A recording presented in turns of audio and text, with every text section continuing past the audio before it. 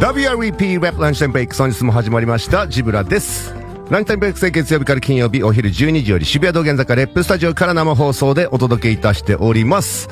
今日渋谷区は、雪っていう風に iPhone になってるけどまだ降ってないかな。ギリギリ雨な感じですかね今現在は。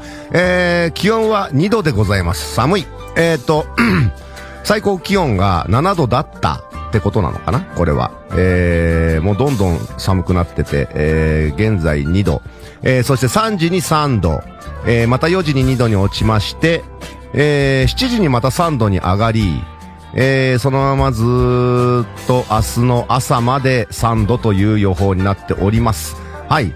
一応ね、なんか今日は、まあ雪、渋谷区大雪注意報ということになってて、俺の iPhone だと、12時、1時が、雪、2時、3時、4時が雨、で、また5時から雪、7時が雨、8時から雪、ずーっと朝の5時までという風な感じになってますけれども、意外と雨だね。あんまり雪にはなってない感じでございますかね。はい、そんな状況でございます。皆さんいかがお過ごしでしょうか。毎週木曜日はスクールオブヒップホップと題しまして、ゲストをお迎えして、いろいろ昔話を聞くんですけれども、今日はトニータッチが登場いたします。ちょっとね、ズームで繋いだりとかしてて、この後、いろいろ喋れたらなと思うんですけど、本日はですね、毎週木曜日、2部で DJ をしている DJ ケンボーも、こちらに、トークの方参加してくれることになっておりますので、お楽しみに。ちょっとツイッターの方チェックしてみましょう。ハッシュタグ WREP をつけてつぶやいていただけたら番組中拾います。はい、ニコ、ジブさん皆さんこんにちは。今日はトニータッチさんがゲスト楽しみです。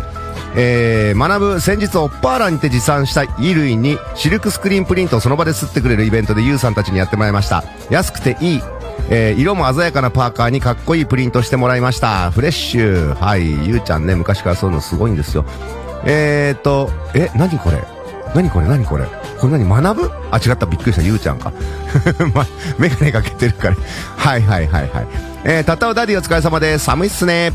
マーシーダディ、ジブさんはいいよ。昨日、おとといと、おじの通夜と告別式だったため、ツイート休んでましたが、今日から再開です。あららららら、ご愁傷様でございます。トニーたち楽しみです。今日もよろしくお願いします。とりあえず元気出してくんね。ともひこ、ジブさんリスナーさん、セイハロー。関東の雪のピークは夕方からみたいです。あ、そうなのね。お気をつけください。本日もよろしくです。りょうへい、こんにちは。湘南は雨ですよ。とりあえず寒いですね。やっぱそっちもそうなのね。はじえけ立川の稲妻。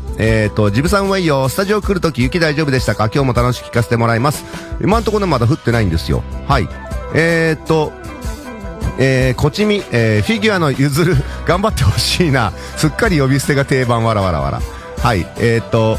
かおりんこんにちは。カップ麺の話題が多い中、私は乳麺が好きです。あ、乳麺うまいですよね。僕も大好きです。ちなみに、しんちゃみささん、ありがとうございました。届きましたでございます。これでね、心置きなく食えるぜと思ってるんですけれども、あとなんかとんがらし麺あれもテストということで、ありがとうございます。ちょっと食い比べてみます。あと、あれ、バレンタインのチョコをね、レップの皆さんのようにいただいたんですけど、ごめん、今ね、なんか、やっぱりこのコロナもあって、なんか食べ物を受け取れないみたいな感じになっちゃってるのよ。なんで、グランドマスターの、みんなで、はい、食べさせていただきます。すいません、ありがとうね。かおりんかおりんじゃねえや、ビッグマン、こんにちは。積雪が15センチくらいになってきました。寒いです。本日もよろしくお願いします。あ、そしてしんちゃみさん来た。ジブさんこんにちは。お勉強時間よろしくお願いします。こちら楽天で見つけましたが、バラ売り不可とのことでした。残り14セットだそうです。かっこしつこい。はい。そうなのよ。これカップヌードルいろんなやつのセットはあるんだけどね。610ジムさんウェイよ。スクールオブヒップホップよろしくお願いします。K、こんにちは。お勉強の木曜日よろしくお願いします。チョキくん今日もよろしくお願いします。エンツバこんにちは。今日も聞いてます。雪はまだ積もってませんが、これからが心配です。今日もよろしくお願いします。他には誰が聞いてるかな。他は、U.T.、それからサイネスと MCY。はい。皆さん聞いてくれております。つうことで、こっから先はゲストの登場です。本日のゲストは、トニー・タッチ。Yo, konnichiwa. What up, what up? What up, my brothers? Peace. Konnichiwa. You know, I gotta take this screenshot and like send it to the Twitter because you have that Tokyo cap on. Yo, let me get that screenshot now. Yeah, I got it. Alright, so we're gonna start it off. Like, like every Thursday we got like all those like legends over here, as a guest, and we talk about how they got like, how they become DJs, they become rapper, dancer, how they get into hip hop, culture and everything. And first of all, like, I gotta translate what you're saying too, so we gotta kind of, do it in a rush. So, first of all, like before you heard like rap music or you got into hip hop music, what was the music genre that you was into before it? Salsa, yeah. R&B, old school Motown, Motown R&B music, funk, right? George Clinton, James Brown, Like, you heard it through like radio, or it was from your parents, or? I had a cousin who was a DJ. Okay. He used to play a lot of funk. Yeah. How old is he? Played George Clinton and Parliament. His name was Starchild. Oh, wow. How old is he? He was good, man. He used to have his room all decorated with lights and, wow. Wow. He used to have these the glasses, these big star glasses, bro. Right. And he just used to, get into his zone, and I used to watch him, and I thought that was incredible. Okay, so how old were you back then? I was probably maybe 10 years old. 10 years old, and your cousin was like 20? He was like maybe 10. Yeah, he was about maybe 18. 18, 17, okay. Yeah. Okay, let me translate it. まずトニーははじめそのヒップホップとかそういうのを聞く前にはサルサだったり R&B だったりファンクだったり、そういうのを聞いてたということなんですけども、トニーのいとこが、DJ をしておりまして、で家の中とかこういろいろキラキラ装飾つけたりなんかしてなかなかすごい感じで、よくファンカデリックとかそういうのもかけたらしくて、 DJ の名前がスターチャイルドという、まさにねP ファンク、ドンズバみたいな感じので、星のサングラスをかけてでプレイしてて、その辺からで、トニーはその時はまだ10歳だったらしいんですけど、彼がいとこが18歳ぐらいで、そういうところからそういう音楽を知っていったということらしいですね。あとすいません、ケンボーさん、今日もよろしくお願いします。はい。Hey, what's up, Tony? Thanks for being here. Kembo, my brother. Yeah, my brother. So about salsa.So especially you are Tio, right? Tio Mike. Yeah, Tio Mike. Yeah. Well, for my mom and dad, but Tio Mike is special because he used to promote parties. He was in the salsa music scene. Doing stuff and yeah, man, my Uncle Mike. Yeah. Oh, so that's the uncle that you've been talking about on Twitch and stuff. Yeah, he comes on Twitch all the time and he dances with his wife in the Zoom room. On the Zoom room, they start dancing and he sends me a lot of music. Yeah. So you have kind of like a lot of your like relatives was in like music stuff. Yeah. So you kind of like got it from there. I had my uncles were all in. They had their own bands. In the 70s, and my grandfather used to write a lot of music for them. Okay. なんかね、やっぱりトニーは今ケンボーも言ってたけど、テオマイクさんっていう方、ティオマイク。ティオはスパニッシュでアンコなんで。アンコや。で今普段からね、そのトニーの Twitch のやつとかにもちょいちょい参加していて、でケンボーなんかもそこで会ったりしてるみたいなんですけれども、彼はおじさんで、その、バンドやったりとかしてて、もうその時からサルサのミュージックシーンにいてということで、だから結構なんていうかな、いろいろもうその親戚がいろいろ音楽好きで、そういうところからいろいろピックアップしていったということらしいですね。Okay, so now we're gonna talk about how did you, first, rap song you ever heard? Like, how did you, get into it? Like, I mean, how did you, where did you listen? It was on the radio or? It was the radio, yeah. Yeah. Yeah, the radio station here played it first, I believe. How did you feel? Oh, I was blown away. It was just like something new and fresh, and the music felt good. I mean, the first record for me was Rapper's Delight, you know? That was a time when you was like 11, 12, something? I was like 10 years old. 10 years old, okay. Like 9 years old, 10 years old. I was hypnotized, man, you know, and it was such a long record. It was like 15 minutes long. So you're sitting there the whole time, bro, just bugging out, man. Yeah. Like, man, this is crazy. So you were already like living in Brooklyn back in the days? Yeah, born and raised. そしたら、まずで、トニーは、その後、10歳ぐらいの頃に、シュガーヒルギャングのラッパーズデライトをまず聞いたということなんですけど、ラジオからかかってきて、で、曲も15分でクソ長いっていうので、とにかく新しいものが始まったぞっていう感じをね、感じたということで、トニーはもともともうブルックリン生まれ、ブルックリン育ちなんで、そんな状況だったと思うんですけど、その当時のちょっとね、やっぱニューヨークのその、アンダーグラウンド的なところをどういう風に見てたかちょっと聞いてみようかなと思うんだけど、but that was like, 79, right? The Rapper's Delight. So, but the things like, people saying like hip hop started like 73. Yeah, there were earlier records, I know, but it wasn't popular. I didn't hear them. I mean, I was like 4, 5, 6 years old. I was paying attention, Right. But did you but there were earlier records like King Tim and all that stuff. Right. But did you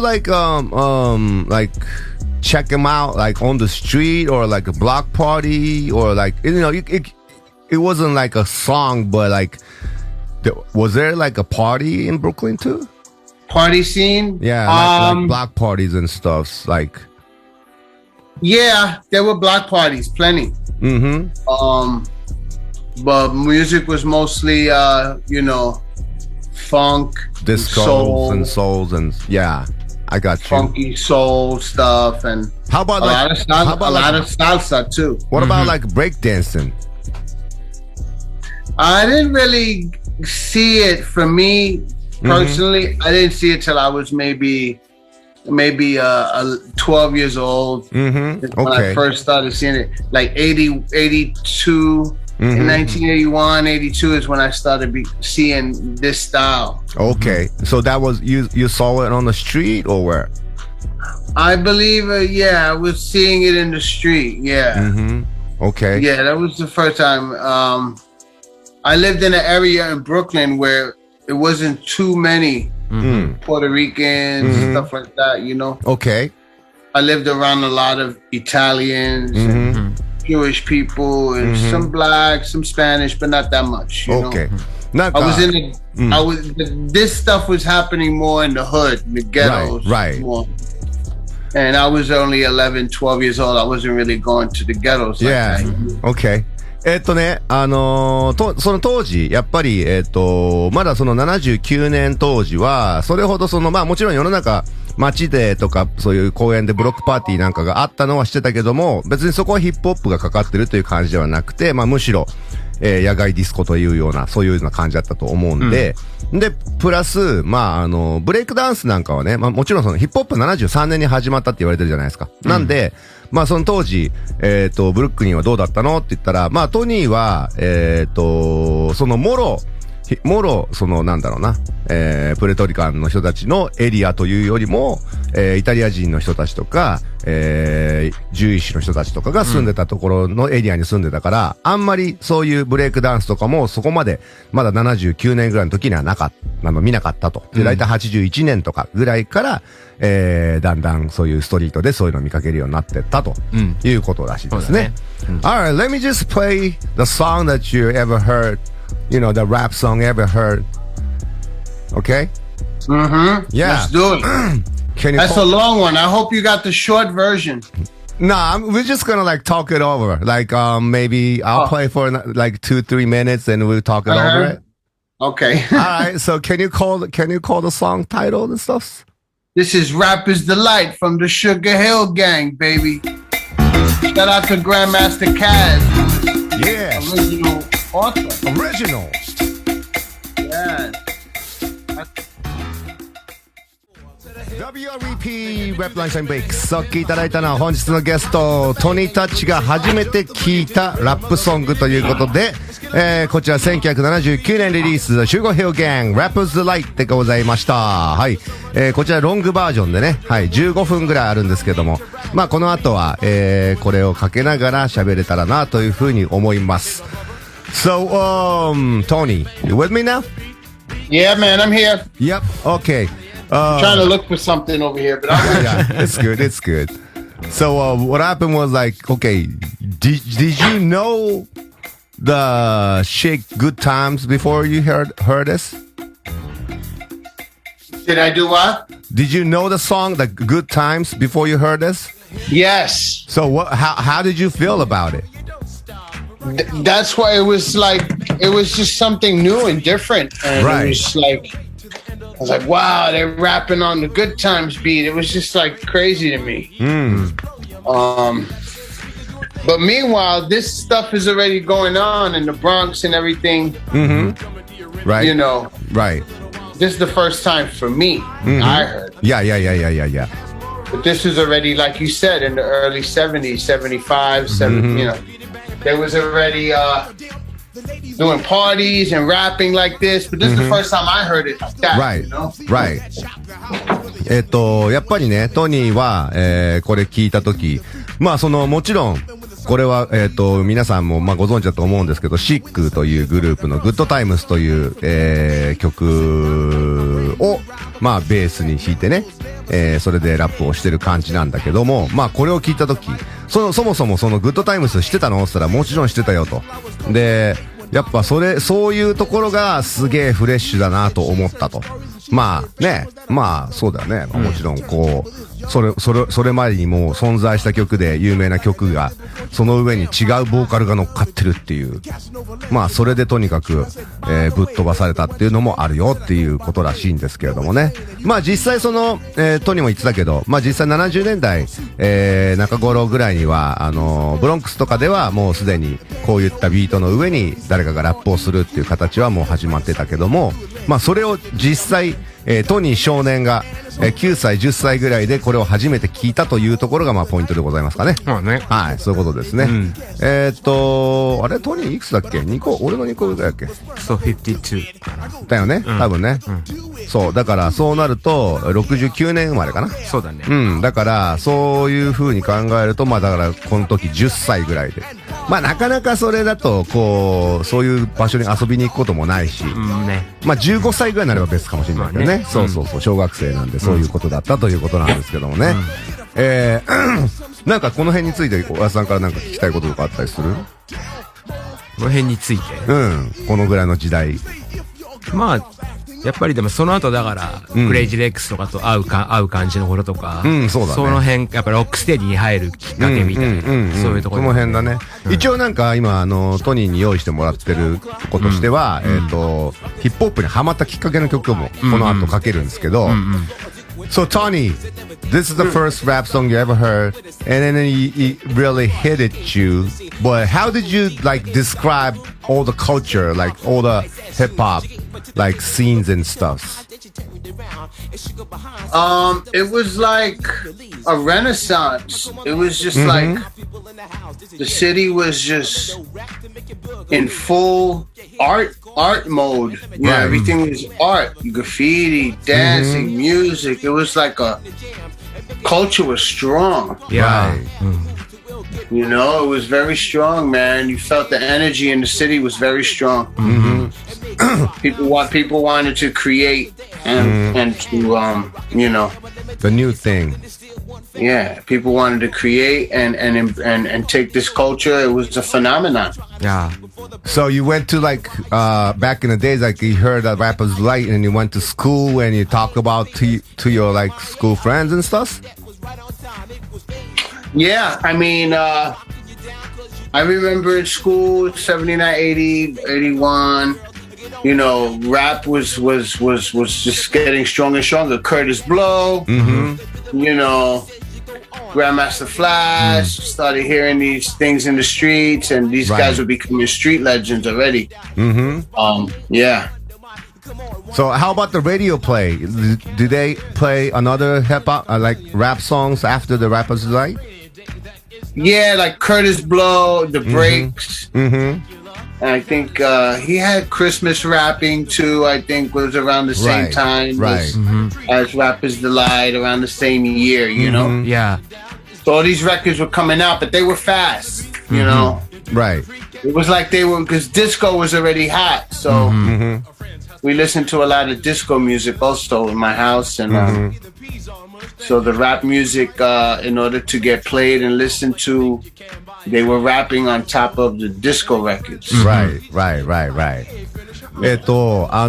まあ、この時代、79年、まあ、この辺からどうやってヒップホップにハマってったのかって話を聞いたんだけど、やっぱりもうルネッサンスだったと、当時がね。ニューヨーク自体がもうとにかくアートの、新しいアートをみんなが、傍受するというか、そうだね。本当にもうそこら中グラフィティがあったり、ブレイクダンシングがあったり、ラップだったり DJ だったり、もうとにかく新しいものがものすごくフレッシュで、ものすごくパワフルだったと。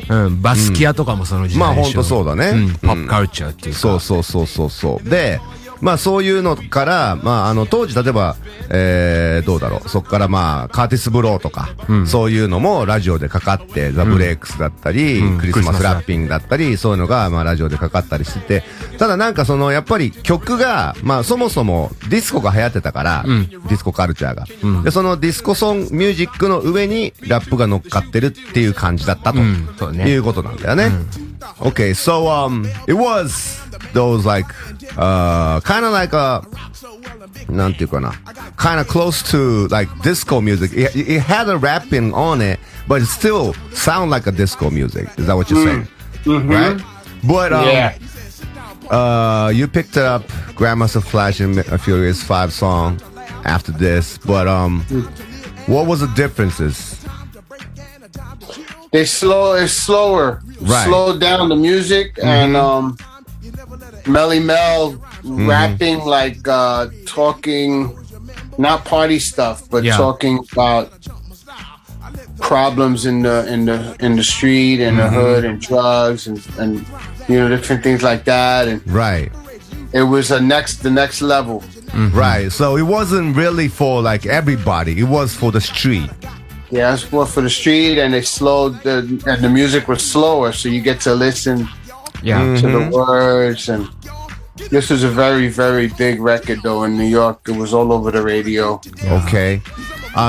次ね、ヒップホップにハマったきっかけの曲を選んでいただいててですね、まあ、グランドマスターフラッシュ&フュリアス5のザ・メッセージなんですけれども、まあ、さっきね、トニーが言ってたように、それまでは、やっぱりディスコの延長線上みたいな感じとして、ラップ曲が、まあ、ラジオでかかったりするっていうことがあったんだけども、まあ、このぐらいからは、やっぱりその、まあ、特にメリーメルのラップが、今まではこう、楽しいパーティーソングがかかってたのに対して、まあ、フッドでの問題だったり、そういうこと、まあ、いわゆるメッセージが入ってた楽曲が出てきて、しかも、テンポもね、ダンスミュージックというテンポより、ディスコミュージックのテンポではなく、もう少しゆっくりなテンポで、それだけやっぱりリリックをちゃんと聴かせる、そういうものだったと。で、これがとにかくすごかったということらしいですね。はい。じゃあ、せっかくなんで、その曲行ってみようと思いますけど、Yo, can you call the song title? Next one. The song title. This is we're listening to Grandmaster Flash and the Furious Five. The Message.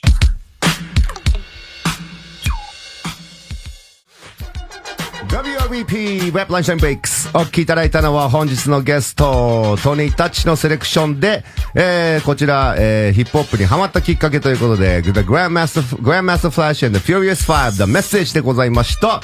はい、ちょっとツイッターの方を少し読んでみようと思うんですけれども MCY 新しい文化にバックラッシュとかありました？すごいムーブメントだったはずですよねということなんですけどトニー。Yeah, I had the Twitter saying this guy saying was there any like backlash because hip hop was totally super different from the other culture, like some people used is there like older people who used to diss the culture or whatever Yeah, because they thought it was associated with street stuff, right gangs and stuff, delinquents, delinquent activity. They would say, it associated with that. So, right. Yeah, of course, なんかやっぱり不良文化っていう風な印象がやっぱり、大人たちの中ではあってそういうディスも結構当時はあったらしいとね。そうね。How about musically, what were they saying? A lot of it was, they would say we were biting because a lot of it was samples and, right. rapping over the disco or so some criticized that it wasn't original, because we were basically, everything was being remixed and flipped around and sampled and stuff, What about rapping? You don't have the melodies and all that stuff. Do they saying that? Did they say that shit? Yeah, they thought it wasn't artistic. Some of the artists, I'm sure the rap, criticized for it not being, music too musical. It's just no melodies, like you said. やっぱりね、MC は言ってたように、バックラッシュっていうかね、その他の、やっぱり、それまでの世代にとっては、そのヒップホップ自体、まずは例えばさっきの、ラッパーズデライトも、例えば、グッドタイムスのシークのグッドタイムスの上で歌ってたりとか、いわゆるパクリみたいな言い方をされたと。あとはラップ自体がやっぱりメロディーとかもないし、そんなにクリエイティブじゃねえよみたいな、なんか言われはちょっとあったねということらしいですね。So, but what did you think? In your generation, how did you feel about it when people criticized about that? I was too young still. Right. I was, and plus I still enjoyed all the other music. Salsa, disco. Right. Even some rock. So it didn't affect me because, again, you're talking to somebody that was a little young still. Right. This was being all created. Yeah. なんかトニーはね、その時代他の音楽も聴いてたけれど、そういう風な言われる批判とかは別にそこまで気にしなかったということらしいですね。はい。もうね、どの辺の話、ここら辺から今度はじゃあ、how did you get into, how did you get to know, all those, Rocksteady people, Crazy Legs and everybody? Was that, I met later? I met them, in 1993, 92. Okay, so it's after you started DJing. Yeah, this was years later. I met him because, remember, Rocksteady was very quiet for a few years. Right. Late 80s. And, going into the early 90s, they started coming back again. Okay, I got you. It was a quiet time for the late 80s. But I met Crazy Legs in 92, 93. When they started doing Rocksteady anniversaries again in the park. Right. Okay, so let me talk about like how did you how did you start DJing? Well, I started in 1985. I was just, I was into rapping and breakdancing. More breakdancing than anything. Okay.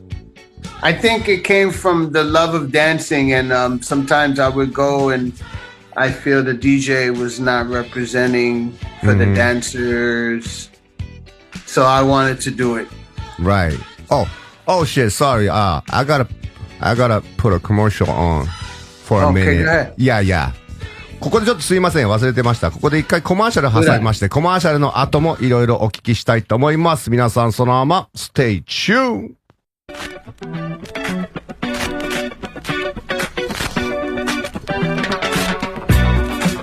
WREP Rap Lunchtime Breaks back again. 本日はスクールオブヒップホップゲストはトニータッチ。はい、ということでですね、今トニー一瞬この CM の間なんかトイレでも行ってんのかな。はい。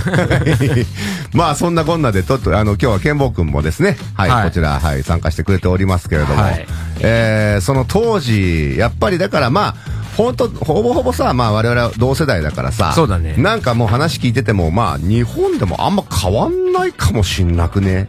まあ確かにね。まあだからもちろんさ、パッといろいろなところで目にしたりとか、そういうことができるっていう、その感覚は全然違ったと思うけど、そうだね。多分知っていくプロセスとかあんま変わんないよね。そりゃそうかもしれないね。ほんとそこはすげえなと思いました。はい。で、この後もちょっといろいろそんな話を聞きたいと思うんですけど、まずはやっぱりその、トニーが DJ をするきっかけになったっていうところで、84年って言ってたっけ85年か。85年って言ってたんだけど。Alright, sorry about that commercial break, Tony. Okay, bro. Yeah, so we're gonna talk about how did you start DJing? Yeah, I started DJing, 1985. Me, my cousin got a pair of turntables, and he got into it first, and then another cousin. Oh, not the Star Child. No, not Star Child. This is another cousin. Another cousin, yeah. They have a big family. Star Child. Yo, no, this is another cousin. He's my age, and he got some turntables. You know him, Kembo. My cousin Mark. Yeah. Primo. Yeah. Yep. Yeah, I know him.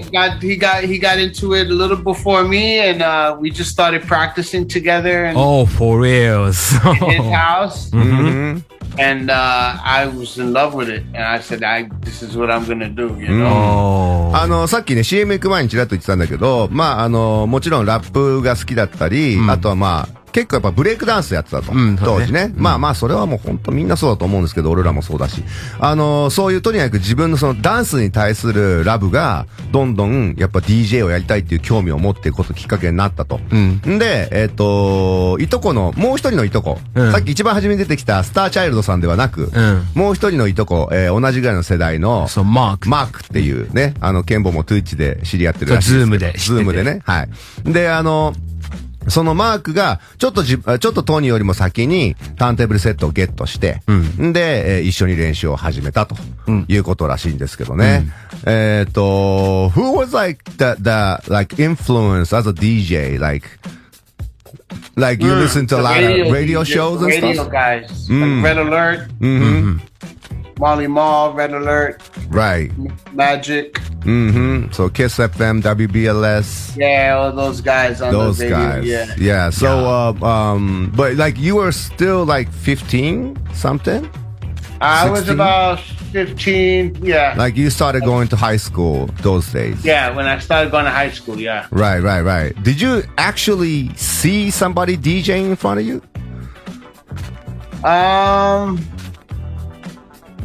No, but we would see like music videos like Grandmaster J. Right. You know, we saw music videos at this time now, like, you know. And like so Grandmaster, Grandmixer, DST. Yeah, some block parties you would see it. And I would go to some nightclubs with teenage parties. Right. And then, yeah. 話聞くとこちらと全く同じだそうだねと思うんですけど、当時はやっぱり、そういう、なんだろうな、やっぱりラジオでね、レッドアラートだったり、回り回るミスターマジックとか、いわゆるキス FM、WBLS とか、そういうところのショーを、聞いて、そういうとこから影響を受けたというのもあったんだけど、実際その、当時、トニー少年15歳、16歳ぐらいで、実際そういう誰かが DJ を目の前でしてるの見たことあったかという話を質問したんですけども、これに関してはやっぱりブロックパーティーとか、そういうのもあったり、あとは、クラブで、いわゆるティーンエイジパーティー。我々で言うとこの高校生パーティーですか？そうだね。はい、まさに。で、そういうとこで、そういう DJ を見たりとかしたということらしいですけどもね。そう。あとはもうやっぱり、ミュージックビデオ。そうだね。ランディ MC のミュージックビデオでジャンマスター J が出てきたりとか、やっぱそういうのを見て、いろいろ、影響を受けていったということなんだけれども、so, how did you start like practicing? Like you started with like just mixing first, or you started like scratching, cutting and stuff? Both. Both at the same time. Yeah. We like to learn how to mix because we like disco music too. We like, dance music at the same time. So we used to always practice. Mixing two records together was a very important. Yeah. Right. DJ をね、練習のし始めた時は、その、いわゆる、DJ ミックスと、スクラッチとか、そういうものと、どっちが、初めにやってたのって言ったら、両方とも、やっぱりやってたと。やっぱそれまでも、そもそもディスコミュージックとかそういうダンスミュージックが好きだったから、その曲をつなげるってこと自体もすごく楽しかったし、その曲をつなげる瞬間がすごい大切だと。いや、本当そうだよね。そうだね。本当に、我々世代だと日本で言ったらそれこそさ、豊君たちとかマスターミックスとかさ、MID とかのやってたじゃん。そういうのせーので、2曲3曲がいっぺんに繋がってかかったりとか、混在する状態があったりとか、あれがやっぱりDJ の面白さではあるなと、そういう話をしてくれております。もう全くその通りだね。はい、その通りでございますね。じゃあ次、ちょっともうね、どんどん、やっぱりこれ、トランスレートしなきゃいけないから、もうすっげえ普段より倍時間かかっちゃって大変なんですけども、ここでちょっと、当時、DJ を始めた当時に、トニーが好きだった曲をかけたいなと思うんですけれども、トニー、now we're gonna play your favorite song when you started DJing. Yes. Right? Okay, That's can you right. call the title? Rest in peace, Kango. Yeah. From U.T.F.O, passed away months ago. Yeah. So, can you call out the song title? Yeah, this is Roxanne by U.T.F.O. Yo, EMD? Yeah, what's up, man? WRVP ラップランチタイムブレイクスお聴きいただいたのは本日のゲストトニー・タッチが、DJ を始めた頃に大好きだった曲ということで U.T.F.O Roxanne でございました。はい、So how was Roxanne shit back then? Wow, it was crazy, man. Everybody was talking about it? Everybody. And then we had Roxanne's Revenge, and then, Roxanne's Doctor, Roxanne's Lawyer, Real Roxanne, Roxanne, Roxanne's Babysitter. How was what you guys were talking about? Like, who's the real Roxanne and stuff?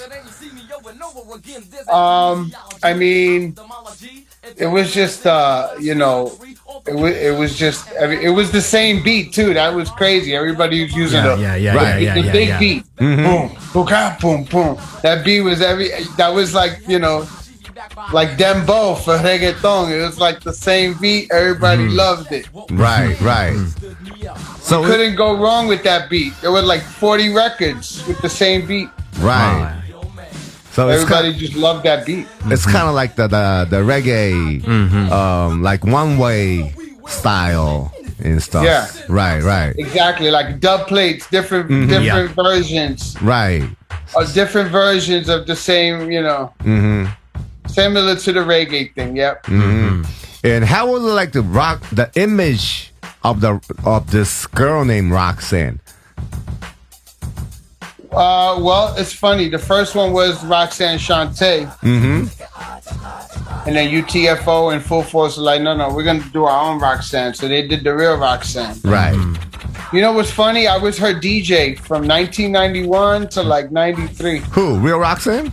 Yeah. Wow. I didn't know that. The Puerto Rican one. Yeah. That was my first job as a tour DJ. Wow. I didn't know That's that. crazy. Roxanne, the real Roxanne. This is when she was working with Chub Rock. Oh, same everything. level. Howie T. Yeah, this is like 91, Right. 92, and I was on tour with her. Oh, wow. ですね、この曲、ロクサーヌ・ロクサーヌっていうのは、まあ当時ね、U.T.F.O がリリースしたことによって、そこからこう、まあ、ロクサーヌっていう、まあ、イメージだよね。女の子のイメージ。すげえイケてる女の子のイメージみたいなのが、こう、ここからこう、バーッと流行っていって、で、みんながそのロクサーヌっていうことをこう、勝手に歌ってったんだよね。でしかも全部このさっきの同じビートの上で、やっていくっていうので、いろんなパターンが出来上がって、で、そこにこう、私がロクサーヌよって言って、ロクサーヌシャンテが現れたと思ったら、まあ、U.T.F.O たちも自分たちが作ったその流れだったから、ふざけんな、俺たちの方にもロクサーヌがいるぜっつってリアルロクサーヌが出てきて、で、なんとトニーはそのリアルロクサーヌのバック DJ を当時90年ぐらいの時やってたと。初めて、ツアーに回ったのはリアルロクサーヌのバック DJ だったっていう、これ知らなかったよね、マジでね。I didn't even know about the story, man. Yeah, that's some history right there, though. I be forgetting sometimes, man. So you still good with them people? I haven't talked to her in years, man. Right. Chub Rock also. I haven't talked to anybody from that circle in a very long time. Okay. You know, but you know, I mean, from what I see, you know, Chub Rock's still out there doing his thing. I think he's on the radio still. And, you know. Yeah. そう、当時はだからね、まあ、リアルロクサーヌは、まあ、ハウィー T。そうだね。プロデューサーがハウィー T で、で、まあ、チャブロックとか、そうだね。その辺との、まあ、セレクトレコーズね。Select Records. Yeah. That's what it was. そうで、そういうところ辺と、最近はなかなか会えてないらしいですけれどもね。まあ、そんな、歴史もあったということで。これが、まあ、ロクサーヌが84年、シングルが84年、だいたい84、5年ぐらいが、このロクサーヌブームが、バンと来てた時代だと思うんですけれども、まあ、この辺から DJ を始めて、それで、when was that like first like your gig as a pro or like you got paid doing DJs? When I was in high school. Yeah. I used to do I used to throw my own parties. But my first gig was at a roller skating place. Right. I was like 16 years old. And they paid me to DJ in the roller skating rink. It was so awesome. You were doing it with your cousin? No, this is when I lived in Florida for a few years. Oh, okay. So when I lived in Florida, in Orlando, I got a lot of work there because I was, you know, a guy from New York. Yeah. You know, break dancer, you know, cool guy. So they gave me a job. フロリダのオルランドにちょっと住んでた時期があって、その頃に初めて、こう DJ として、お金をもらったと。まあ、高校生の時なのかな。で、当時はいわゆるそのローラーディスコ。ローラースケートを履いて遊ぶディスコが、まあ、向こうでは流行っていて、日本にもちょっとだけあったんだよね。ちょっとだけあったね。で、そういうところで、まあ、そのニューヨークから来たやつっていうことで、いきなりもうフロリダでは重宝されて、で、そこで初めて、DJ ギグとしてお金をいただいたということらしいですけど、So that was when you were high school. After you got graduated, like, how long you been living in Florida? Like 3 years. 3 years? Until... For my high school years. Your whole high school years.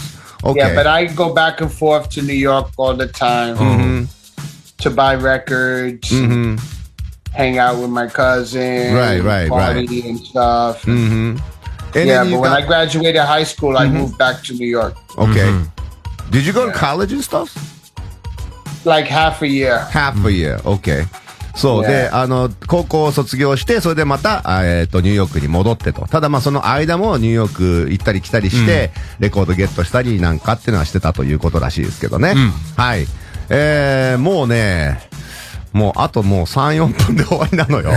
これもっと、yo, we have to fucking close this shit. Like, we only have like 4 minutes. Oh man, bro. This is crazy. So maybe we gotta do the part 2 pretty soon. I have to do another one. Let's go. I'm ready. Yeah, but like, yeah, cause like you haven't even talked about how you got into, you know, like how you really met like Crazy Legs and all those people. You know, you told me that you met it through like those anniversaries and stuff. I gave him a mixtape. I was like, here, my phone number inside the mixtape. Wow.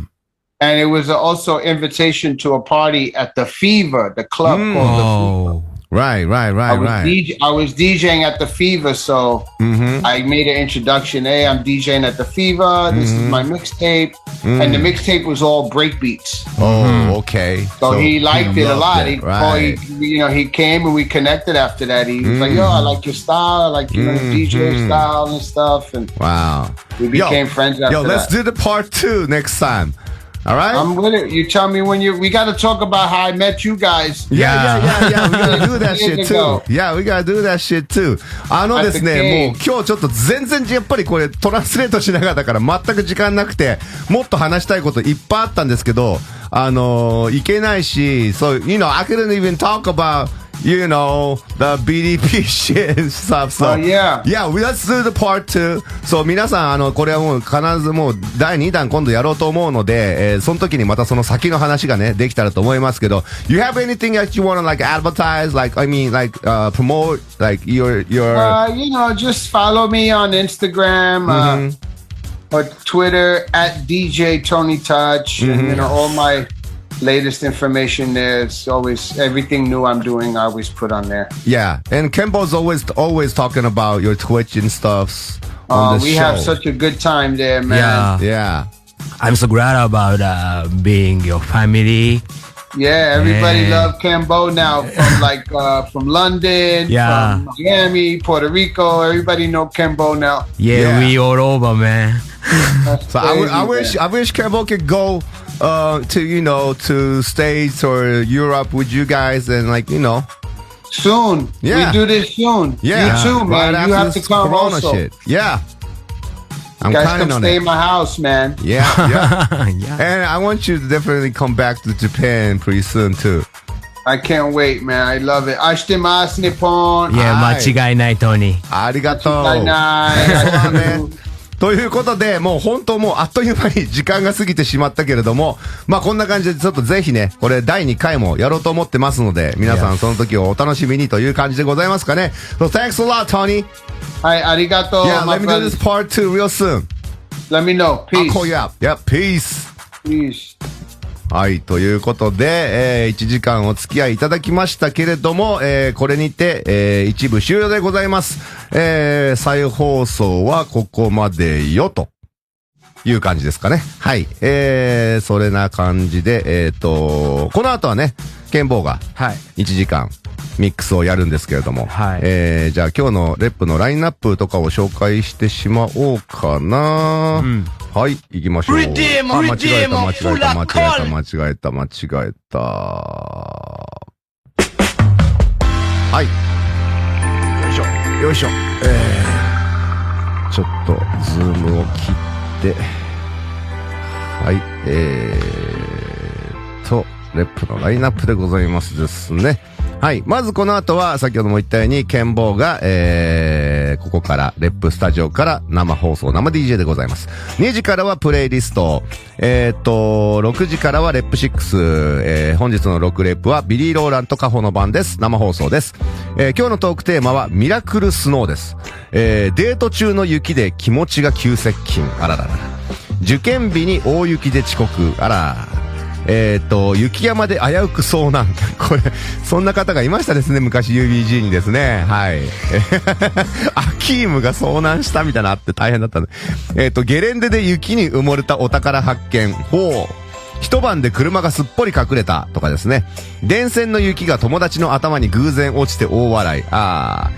人生初の雪に感動した話など、そういうことですね。ミラクルスノーというテーマで、ツイッターハッシュタグカタカナ6レポをつけてつぶやいてください。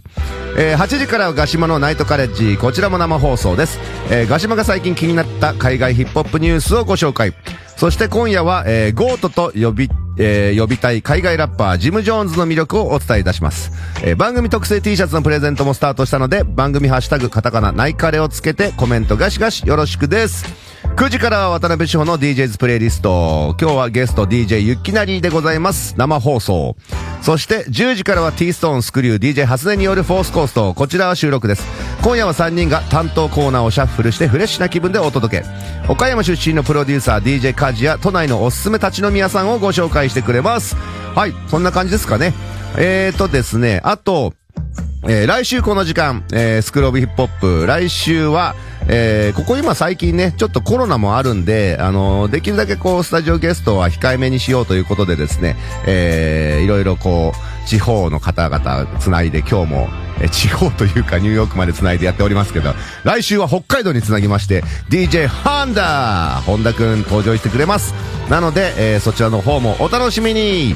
はい。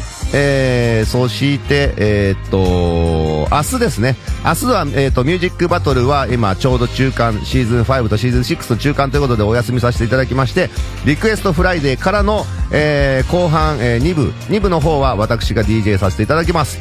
こんな感じなんで、今日も一日、今週も来週もレップよろしくです。ここで一回コマーシャル挟みまして、コマーシャルの後は DJ ケンボ on the one and two。皆さんそのまま、stay tuned。WRBP Bad Lunchtime Breaks Back Again。ここから2部でございます。毎週木曜日は DJ ケンボお疲れ様でございます。お疲れ様でございます。はい。まあちょっとね、駆け足にも程があるぐらい駆け足になっちゃってる。そうね。全然話せなかったね、その話とか、ね。そうなんだよ。まあ、パート2ではね、もうちょっと深くね。うん。またさらに。50MCs の話とかさ。その辺もしたいな。その辺とかもやっぱりいろいろね。いや間違いない。